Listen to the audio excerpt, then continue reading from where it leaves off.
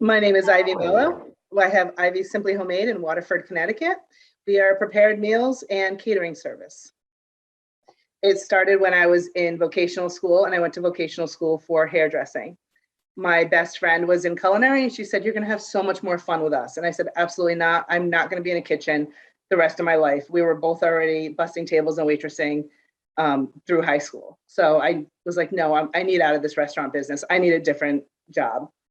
Well, if you fast forward 20 something years, I am in a kitchen and I love it.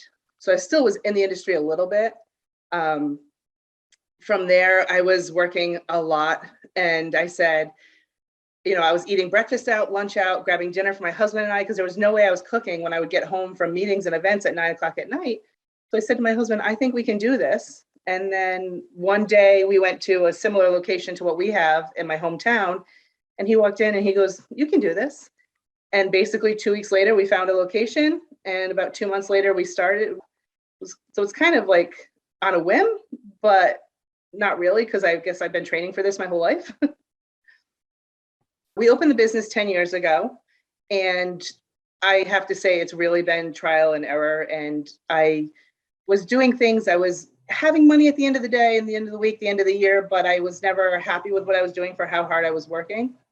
Then COVID hit and life just completely changed everything. And I remember sitting there crying, and I was like, from this point on, I'm going to work on my business, not just in my business. And that was really the changing point. I can't remember if it was through social media or an email or what it was that the WBDC came across. And this was before the grants were even there. I started taking some of the QuickBooks courses. I was talking to a lawyer through there that volunteered some time for each client. So that's really how I got involved in it. And it really has made me work more on my business than in my business. I still work every day, but I've taken some time to learn how to actually run a business over the past year and a half or so.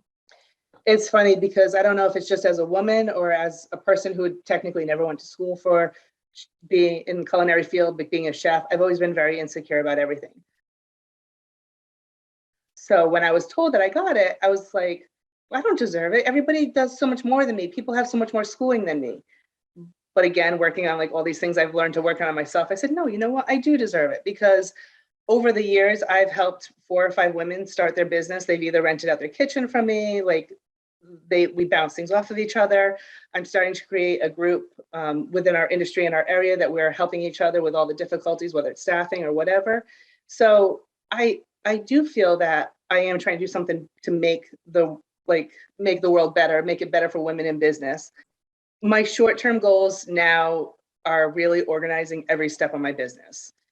Each position, I'm working on getting the job details done, the best practices, the order in which we do things, really paying attention to the little details, which is going to lead to my long-term goal, which is really stepping back and letting other people run my business, or just being able to take a little bit more time off. Maybe I'm only cooking 3 or 4 days a week instead of 7.